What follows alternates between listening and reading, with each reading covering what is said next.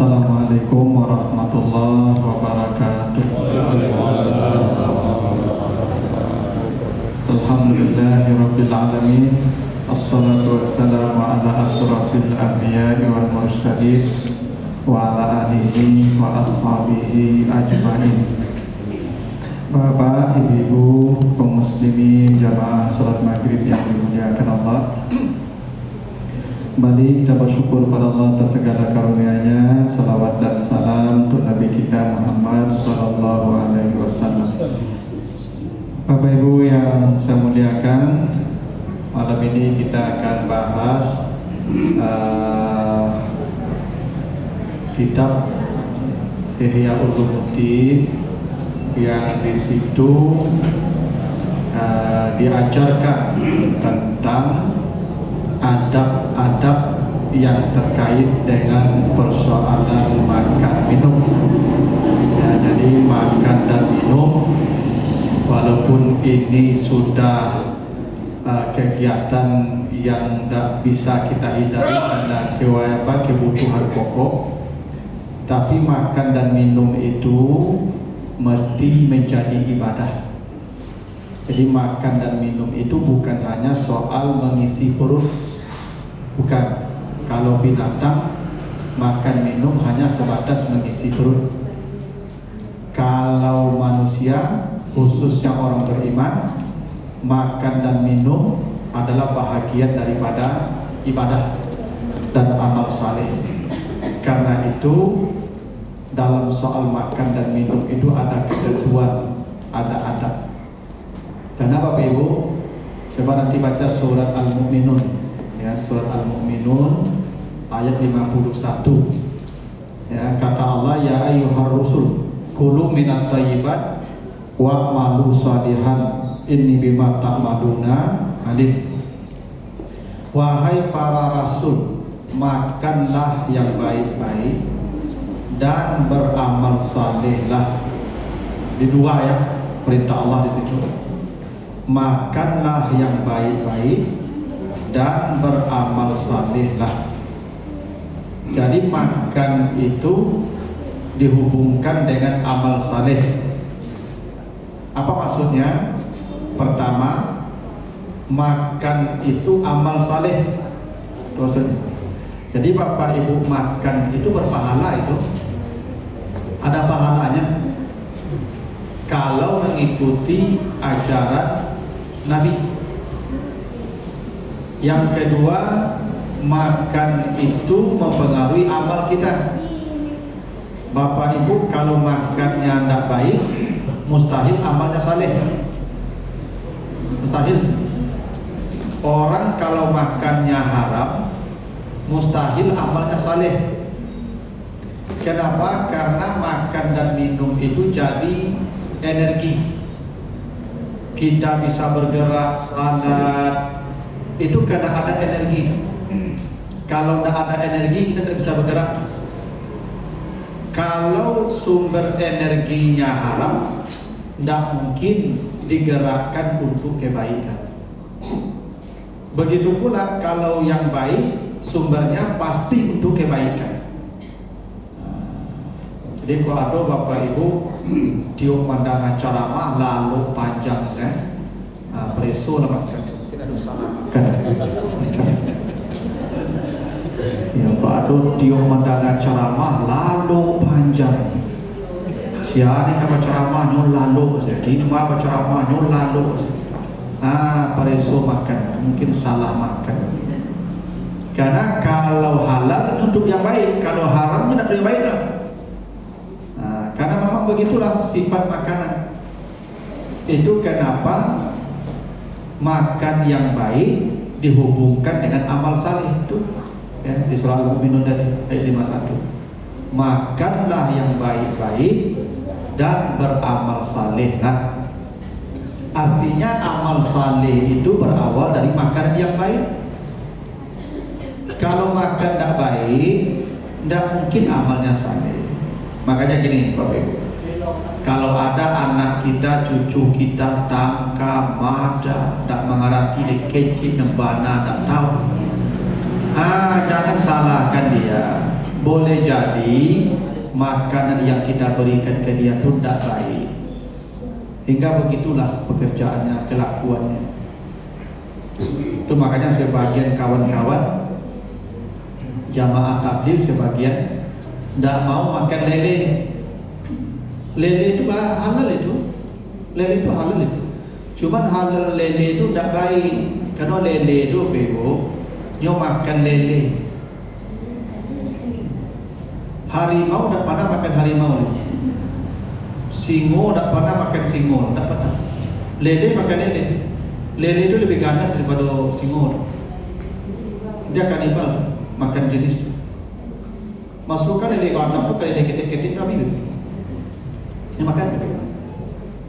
Nah, jadi orang tu takut makan lele, beko minta parang lele gini. Jadi kalau orang suku makan kawan tu lele. Kawan yang makan kan, tu lele.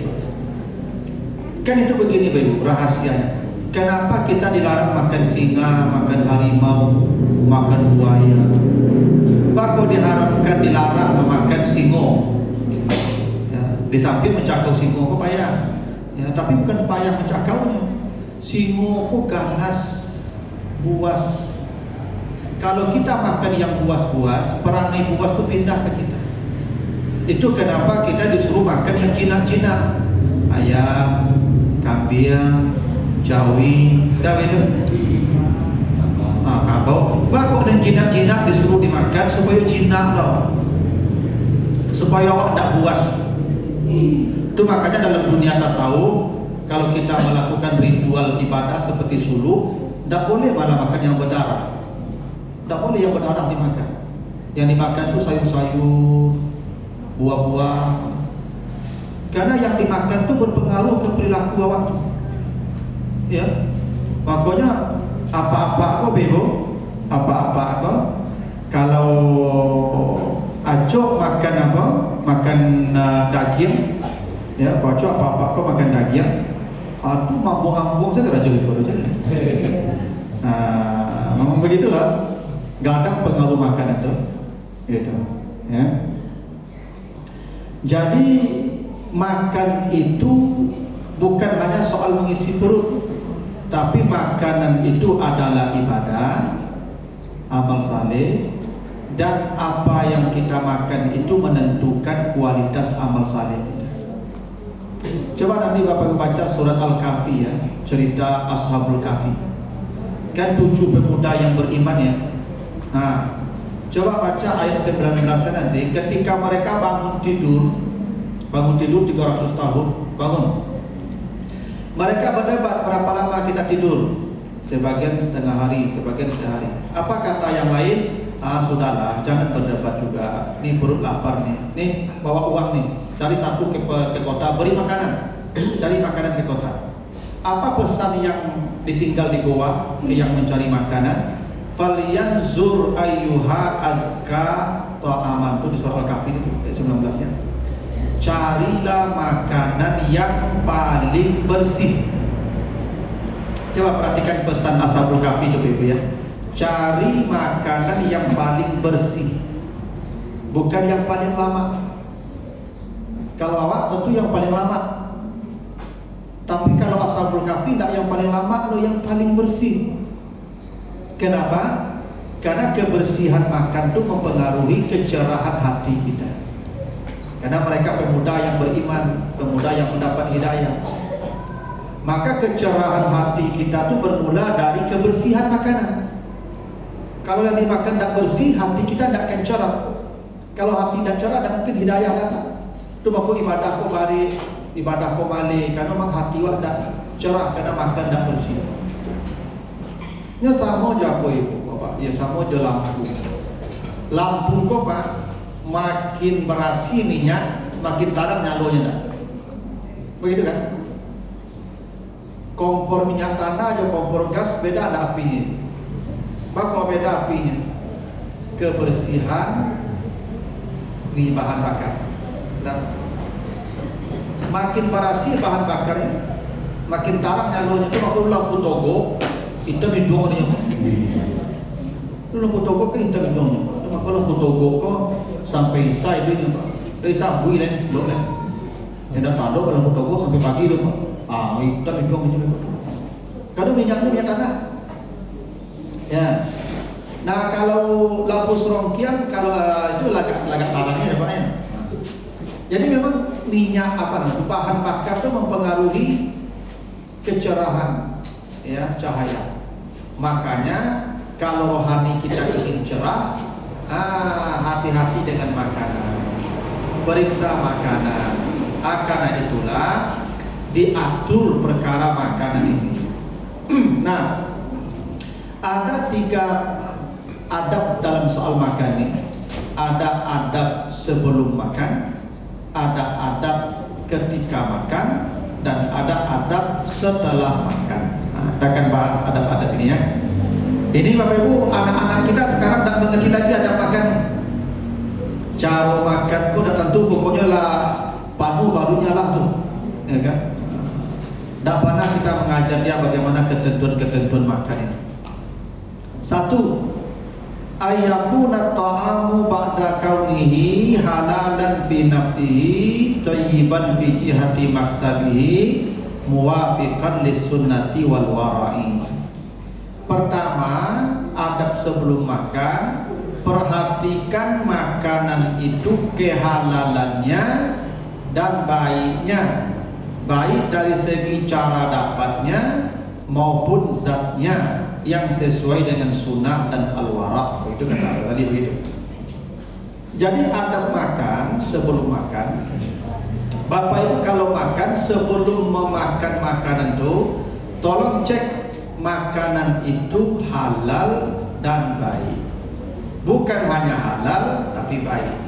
Bukan hanya baik zatnya tapi baik cara dapatnya. Itu penting. Itu kenapa begini Nabi mengajarkan begitu. Jangan kamu makan dari bejana orang ahlul kitab Yahudi dan Nasrani. Ini bukan memakan makanan mereka. Ibu bapak makan pinjam piring non muslim, itu pun tidak boleh. Makan dengan piring, minum dengan gelas orang non muslim itu dilarang Nabi. Kenapa? Karena boleh jadi makanan kita baik tapi ditaruh di piring yang tidak baik. Boleh jadi di sana tadi dia taruh mungkin babi atau najis, atau gelasnya tadi minuman khamar dia minum. Jangankan memakan makanan yang tidak baik, menggunakan piring dan bejana non muslim saja dilarang. Karena itu berpengaruh juga makanan yang kita makan. Apalagi kalau itu makan itu yang masak non muslim, tidak boleh. Tidak boleh. Jadi kalau Bapak Ibu bertetangga, maaf nih, kalau tetangga kan biasa itu non muslim tetangga kita, dikasihnya makanan jangan dimakan. Dalilnya apa? Al-Maidah ayat yang keempat. Tidak boleh memakan masakan ahlul kitab. Tidak boleh. Karena ahlul kitab tidak ada sekarang, dulu ada. Ahlul kitab itu orang yang percaya Muhammad Rasulullah, orang yang percaya Nabi Isa bukan Tuhan. Itu ahlul kitab. Kalau itu boleh kita makan. Tapi sekarang ahlul kitab tidak ada. Jadi Nasrani itu tidak ada ahlul kitab, itu orang kafir musyrik. Maka tidak boleh memakan masakan mereka. Yang boleh itu ahlul kitab, tapi ahlul kitab tidak ada. Itu pun tak boleh. Makanya kadang-kadang Bapak Ibu saya ini heran. Kita orang Islam lalu makan di rumah makannya orang yang tidak Islam. Bagaimana ceritanya itu? Sebanyak ini rumah makan Islam, kita pergi juga ke tempat yang di sana non muslim punya. Yang tak tahu kita ayamnya dipotong pakai nama apa, penyebut nama Allah atau tidak. Enak. Dulu Pak Awak kalau kau makan ayam tu Pak, dulu kan gitu Pak Awak kalau makan ayam tu kan kalau tak awak sakit ayam sakit. Tunggu ayam sakit, tak awak sakit. Jadi kalau sehat ayam sehat awak tak ada makan ayam. Ayam tu baju ada amak, besar, lanjut. Hanya kalau sakit ayam tu baru lebih dah garu angomnya pada mati jadi receh. Atau awak sakit, lah sakit dah 2 hari tak makan tu lagi pada rasuk dah makan nah mak gue dah pi ayam deh, pi ayam tu. Suruh cara dia cari-cari dan dia yang kaja ayam sekolah undang dah mamai. Hanya kaja dah dia ayam ke pasal panjang negari pun orang bisa bangai mengajar ayam menjauh ke makan tu yuk nah lah tapi ayam gua kecilnya mak ku ayam mah apa yang cari angku surau lah angku surau lupa dulu orang mendapi ayam ku ada sembarang orang lupa angku surau bahasanya angku di surau tu imam di surau tu saleh sumayang rajin ya kan ilmu agamanya baik itu yang Nabi ayam pakai peci dak salah kotor saya ayam dulu pakai sarung tu Pak. Kenapa? Karena orang ingin makan tu benar-benar baik. Ampun dah anti dia makan siap saji itu. Tapi Bapak Ibu ya itu kan menjamin mendabi itu nyebut nama Allah atau enggak? Tak tahu dah Pak. Apakah dia menyebut nama Allah atau tidak? Tak tahu. Ya, walaupun tak haram kalau tak menyebut nama Allah, tak haram yang diharamkan kalau menyebut nama selain Allah. Demi Yesus haram. Tapi kok nyantuk saja selamanya di Islam boleh. Tapi kan Abdul itu baca Bismillah. Dulu kan baca Bismillah. Bismillah Allah. Tapi ya dah berdoa ke kiblat bagi yang belum ada tu. Betul lah. Jadi sesuai dengan sunnah, sesuai dengan wara, halal, baik. Itu adab menjelang kita makan. Makanya Bapak Ibu kalau ditraktir orang makan, jadi orang mentraktir tu ndak sapere sih. Kan asal ditraktir ayo lah. Ndak amu yo dah, tak berjudi padang bangkuk je begitu ni banding kau makan. Benar.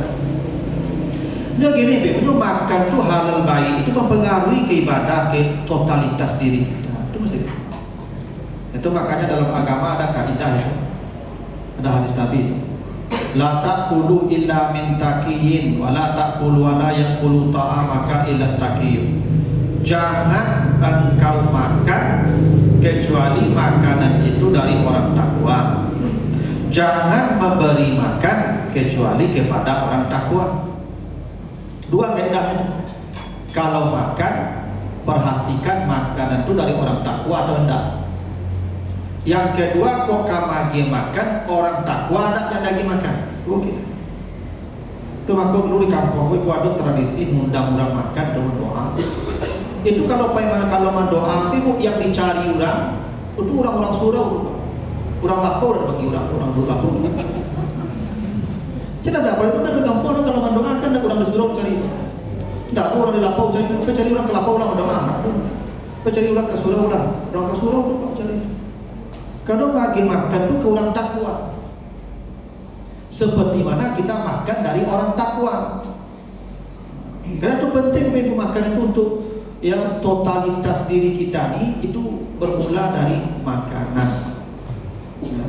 Jadi kalau Bapak Ibu misalnya ibadah atau bari setelah ibadah itu mungkin ada persoalan pada makanan. Ya. Kenapa ibadah menjadi berat? Karena persoalannya pada makanan.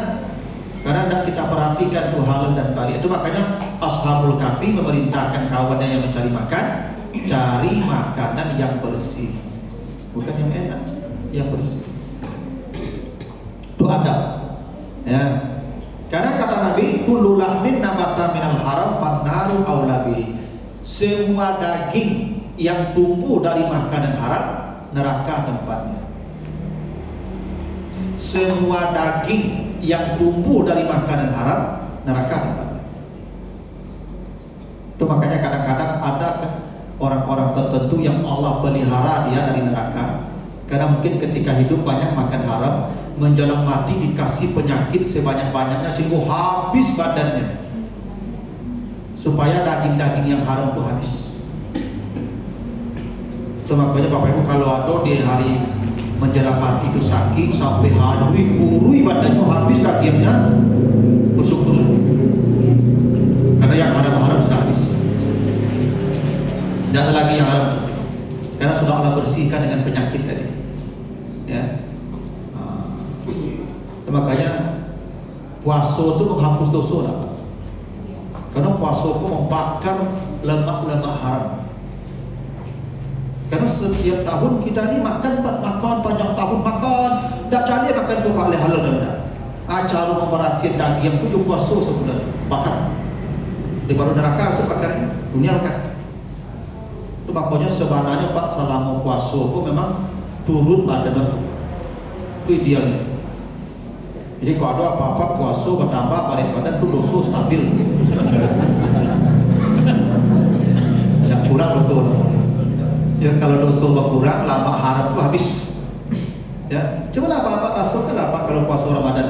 Dah naik lubangnya kami pinggatnya. Iya. Iyalah. Selama puasa itu paksa bulan tu sampai akhir tu naik lubang kami pinggatnya rumah. Minimal naik sampo kaki. Karena lama-lama haram tu dimakan tu dihabiskan. Karena prinsipnya semua daging yang tumbuh dari makanan haram neraka tempatnya. Supaya ada neraka dibakar dari dunia. Puasa salah satu pembakarnya tu. Ya, dibakarlah selama Ramadan tu yang haram-haram tu. Itu makanya Bapak Ibu kalau sakit menjelang meninggal sampai kurus badannya, alhamdulillah, berarti lemak haram habis. Dibakar Allah lewat penyakit. Ya.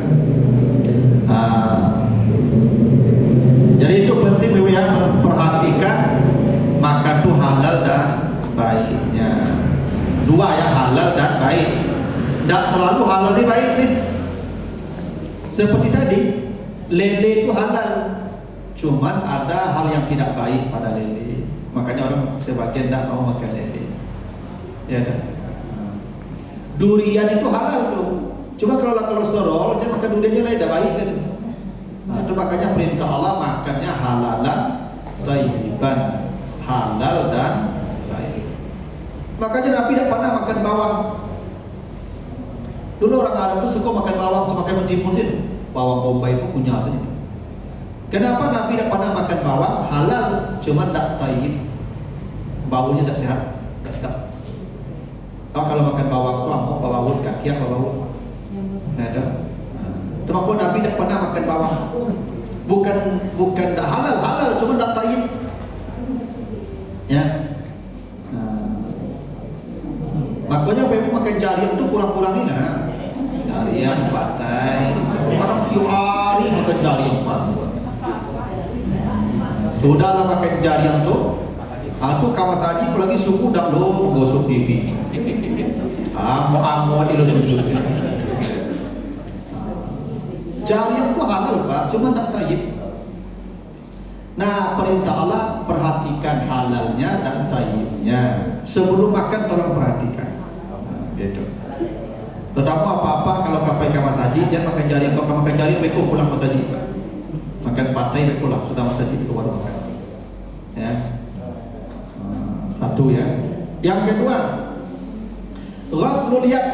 Qala Nabi sallallahu alaihi wasallam, al-wudu qabla ta'am yanfal faqra wa ba'dahu yanfal lumam.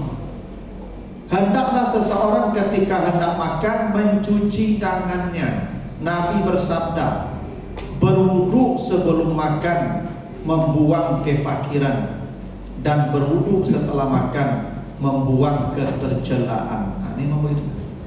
Jadi Bapak Ibu, pertama yang kedua setelah diperhatikan yang halal baik, dah pasti halalnya makan. Cuci tangan. Ya. Di situ isyaratnya sunnahnya makan pakai tangan. Sebisa mungkin Bapak Ibu makan pakai tangan. Nabi tidak pernah makan pakai sendok.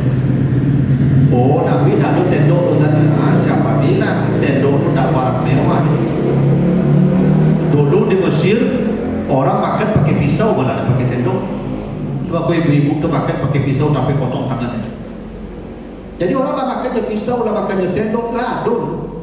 Cuma Nabi makan je tangan. Maka kata Nabi cuci tangan. Karena makan je tangan. Bako je tangan makan. Satu, Nabi makan pakai 3 jari. Sebenarnya je, Nabi makannya 3 jari. 3 jari itu maksudnya subuh Nabi tidak gadang-gadang. Awak 5 jari Pak. Nabi itu sudahlah makan 3 jari. Karena yang dimakan Nabi itu roti dan korma. Jadi kalau 3 jari roti dan korma, kalau bumbu 3 jari dulu kan ya. Tak sesuaikan saja. Tapi makan Nabi 3 jari, Nabi sumuknya tak kadang, kunyahnya banyak. Makan 3 jari, kunyah 33 kali. Awak sumuk kadang, kunyah 3 kali. Itu betul-betul jadi kalau tak kapan cakap banyak begitu. Itu makanya awak kok sudah makan sasamo banyak Pak. Tamanung sudah makan tuh. Karena nanti makan tuh semua kadang punya gede 3 kali 20 jari. Nabi itu kalau makan 3 jari itu ndak pakai minum. Karena punya Nabi 33 kali sehingga makan tuh benar-benar berumur dengan ludah. Ditelan ndak perlu air. Dan Nabi minumnya setelah makan. Ndak pernah Nabi minum sejalan dengan makan pernah. Kunyah dulu, sudah lumuri dengan ludahnya 33 kali, kunyah, telan. Nanti gitu terusnya dan minumnya terakhir setelah selesai makan baru minum. Itu makanya Nabi itu sehat. Karena kunyah Nabi itu memang halus dikunyah. Sehingga usus Nabi itu tidak bekerjanya keras. Nah, dengan tangan, kenapa dengan tangan tadi? Supaya awak mengatur suhu kok bisa. Kalau sendok itu standar. Kalau itu bisa diatur karena keteknya Pak.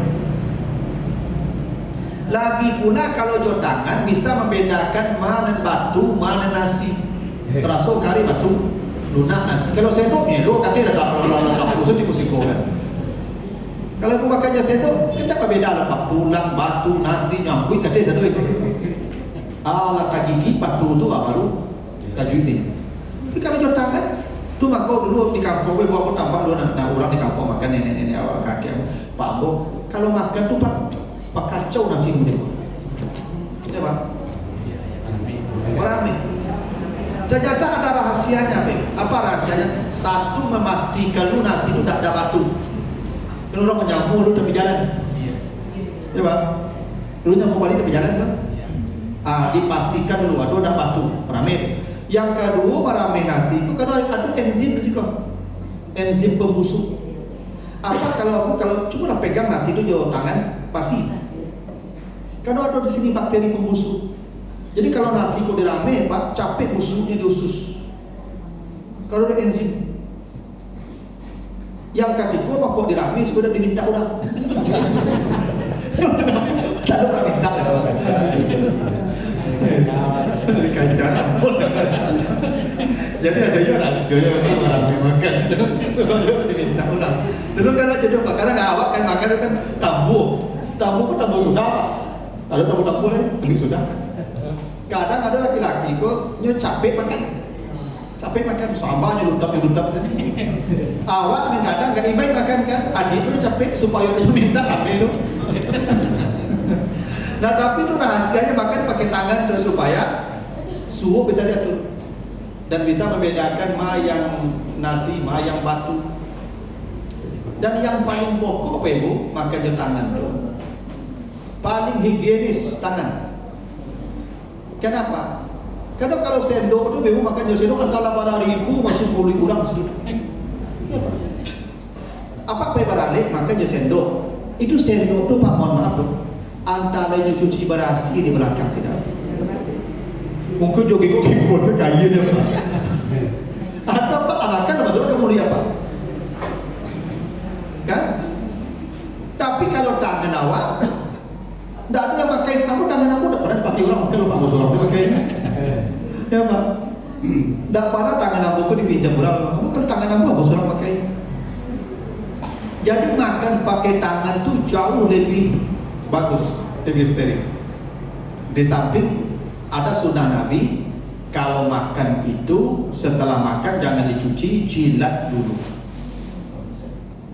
Karena menjilat jari itu sunnah, karena ada manfaatnya juga, ya. Karena ada bakteri-bakteri yang bisa memproses pembusukan lebih cepat. Jadi apa yang dilakukan Nabi itu wahyu, karena banyak kebaikan di sana. Ya, makanya Bapak Ibu sebisa mungkin pakai tangan lah makan.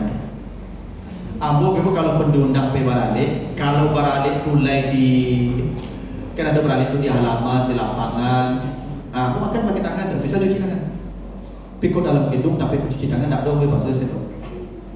Kalau jauh tangan kau lebih nyaman Pak awak pun kalau jauh tangan kau Pak lebih kuat awak memacik mencabik-cabik daging tu Pak. Ya.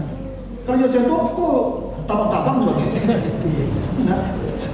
Daging tabang. Ya, kalau jauh tangan macik elok cabik-cabik apa bisa. Tak ada serancak jauh tangan makan lebih. Ya, kan?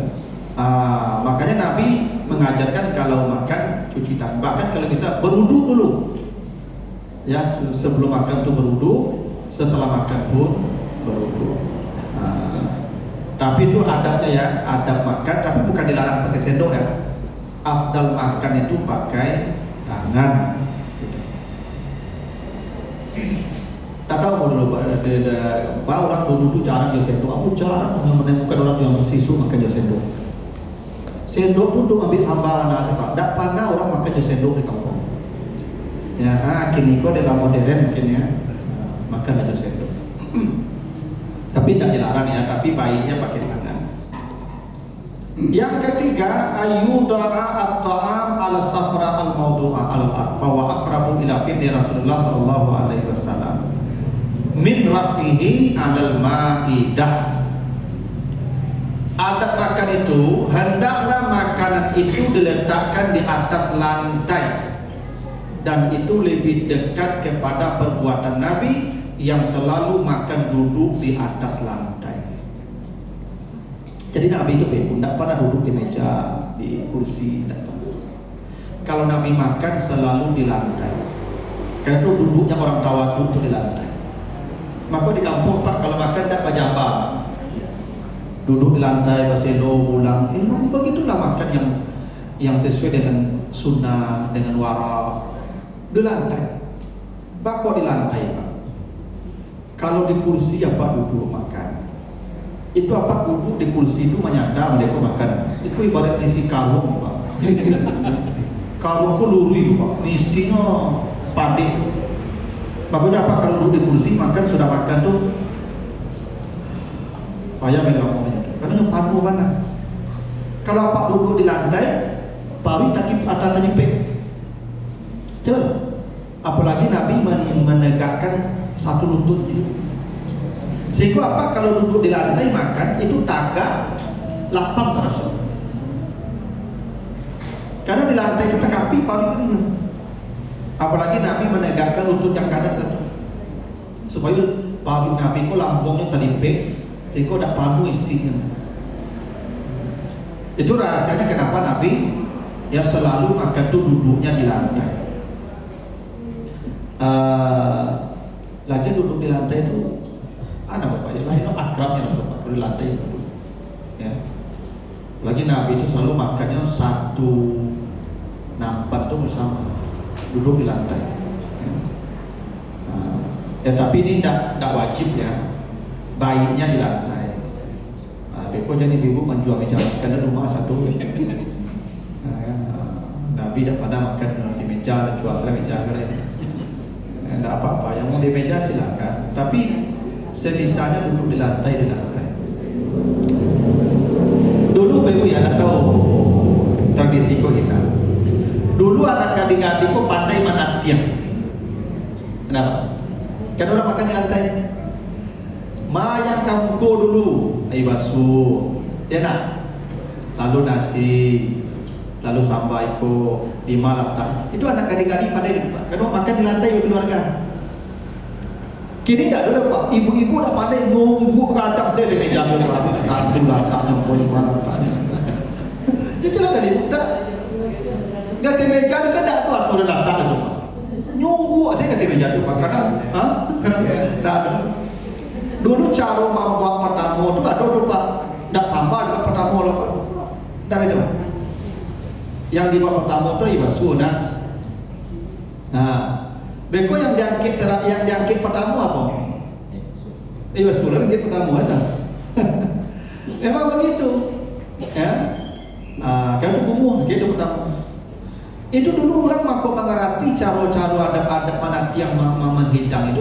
Dia kadang makan duduk di lantai, kadang makan kalau di lantai kan lawe nampaknya Pak. Jadi bisa diatur ma yang tibo dulu, ma yang tibo kemudian, ma yang diangkit dulu, ma yang diangkit kemudian. Akhirnya tak tahu anak-anak gitu. Jangan kamana diam ya Pak, anak gadis-gadis kini, ma masak saya pandai ya. Anak gadis-gadis kini banyak pandai masak Pak. Bako itu catering, go food. Itu makanya angka perceraian banyak terjadi sekarang karena banyak produksi udah pandai masak. Dulu bako apa-apa udah tahu menceraikan rumah masaknya lama karena akan dicari modeko masak. Kalau kini menceraikan rumah murah rumah makan aja. Nih Bapak Ibu anak-anak gadis kok perlu diajar masak. Ya, jangan dianggap remeh memasak untuk suami itu mempengaruhi mentalitas suami itu. Kalau masakkan ibu panah lama, apa kok salah ibu, ini mau pikir panjang meninggal ibu. Belum tentu dapat masakkan selama. Ya, tapi kalau masak tak pandai, untuk sekadar kawan lalu, banyak itu ada dampak sudah mulai sakit tapi. Ya, ada Pak. Makanya kini kurang cara-cara itu tak payah mana bukan ada hal yang hilang dari perempuan sekarang memasak. Ya, ambo yang paling hebat mintu ambo yang produksi itu Pak. Yo itulah Pak masak kau ni lupa aku. Ya, luar biasa masak. Ya, anaknya comaknya masak. Mintu ambo ni mana itu Pak. Aku ya baik kuliah kata-kata lupa 5 tahun minta tahu itu tidak dikirimkan randang ke beliau. Itu beda Pak, lama tak apa. Itu perempuan kini kok yang tak boleh. Ini masa super mie mana ya Pak? Super mie. Kau yayin.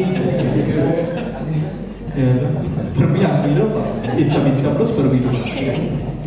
Ya, makanya ibu tolonglah diajar anak-anak gadis masak. Dulu sebelum menikah tuh mau dipastikan semua wanita tuh pandai masak. Karena dulu makan tuh bersama, duduk di lantai, berhidangkan tuh sunnah gitu. Karena makan tuh mempengaruhi keharmonisan di rumah tangga tuh. Makanya nanti kita baca adab makan bersama itu. Ibu kalau makan apa, jangan pernah ditinggalkan sendiri. Kalau apa makan duduk rakyat itu makan. Berbeda rasa makan bebo ketika ibu duduk daripada ibu unggu sebab bebo tak salah beda tu Pak. Iya. Ada ibu kok Pak, lah nyunggu dari meja tu kita mau tanya kok tak makan sama surau. Ya kan? Eko sambal kari, gigi jilat tangga, orang rumah ada kamar, ya kan kami tak tolong kawale. Jadi itu penting Bapak Ibu soal adab makan tuh. Nah, termasuk soal ya makan di lantai. Makan di lantai itu Bapak Ibu memang kalau Nabi tidak ada kebaikan tidak mungkin dicontohkan Nabi makan di lantai itu. Dulu apa kalau di kampung dulu makan sama-sama. Itu kalau di lantai itu Pak dulu kan bado-ado Anda Pak. Ini bado-ado Anda di lantai itu. Makannya jangan. Awak pakai diam tuh Pak. Aku saling tolong menolong tu Pak Beko dan apa kan awak mambian adik, mambian kakak itu bertambah rasa kasih sayang tu Pak ketika makan bersama saling mambian sambal. Itu komunikasi itu. Yang bercakap akur ketika makan. Ya, memang makan tu bisa mengakurkan yang tak akur tu. Suami istri kalau bercakap makan berdua akur betul. Jangan ada cahaya. Bercakap dah jawab itu. Raja apa tu makan berdua? Akur sudah makan. Ya. Ya apalagi kalau sudah makan dijilid tangan apa langsung akur langsung. Saya lagi bukan. Ayat itu besarnya pengaruh makanan itu ya. Nah itu 3 baru ya. Oke. Ada pertanyaan dulu Ibu sampai sini? Nah ya, kita lanjut. Yang keempat, ayyuhsinul jilsah ala safara fi awali julusihi wa yastadimuha. Ketika seseorang duduk di lantai dalam satu keadaan, hendaklah dia mengekalkan keadaan itu sampai selesai makan. Nih, Bapak Ibu kalau duduk baselo mulai makan sampai sudah, jangan diubah posisi. Baselo sampai sudah. Kalau Bapak Ibu makan apa-apa, makan menagak lutut cie sampai sudah tagak lutut itu, tidak boleh mengubah posisi sampai selesai makan. Itu sunahnya begitu. Siapa Bapak Ibu kalau sudah makan itu berubah-ubah posisinya. Aku makan itu bisa banyak.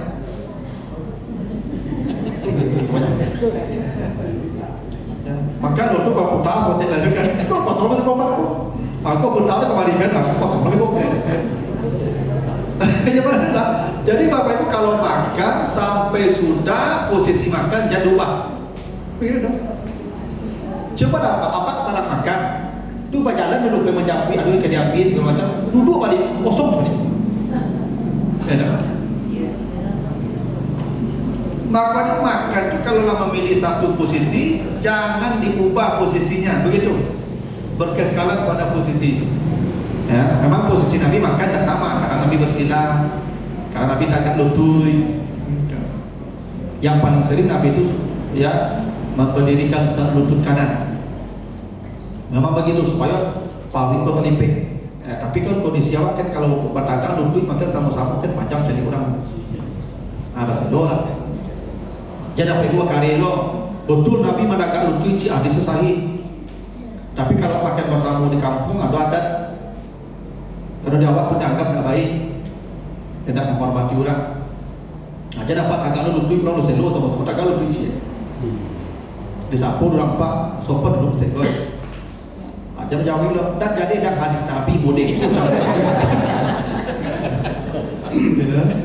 Boleh kalau kata itu selo saja. Aja bertangkal itu hadis Nabi itu.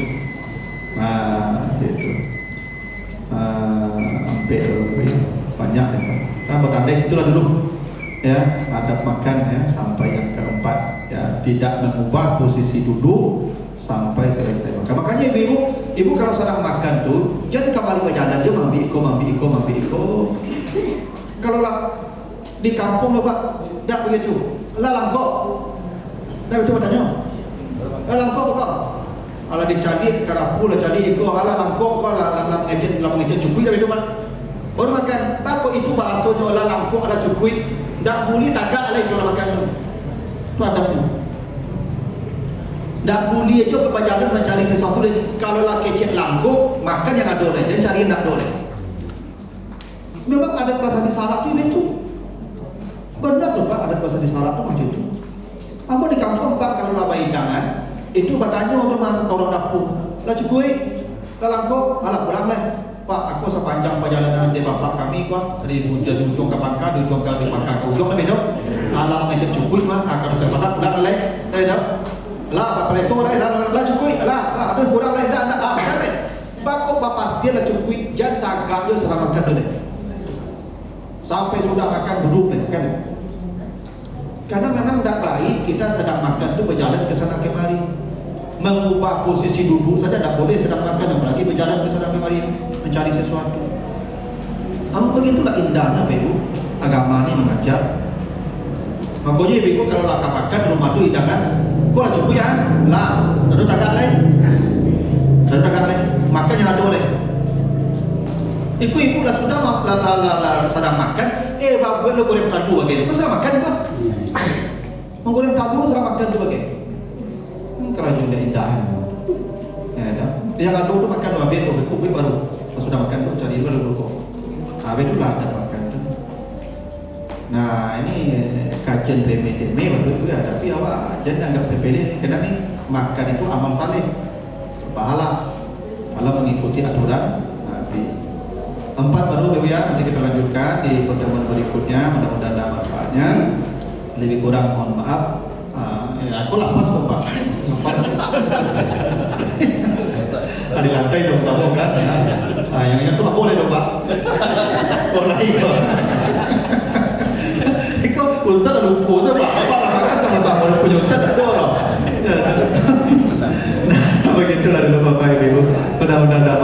Subhanakallahumma wa bihamdika, asyhadu an la ilaha illa anta, astaghfiruka wa atubu ilaika. Wassalamu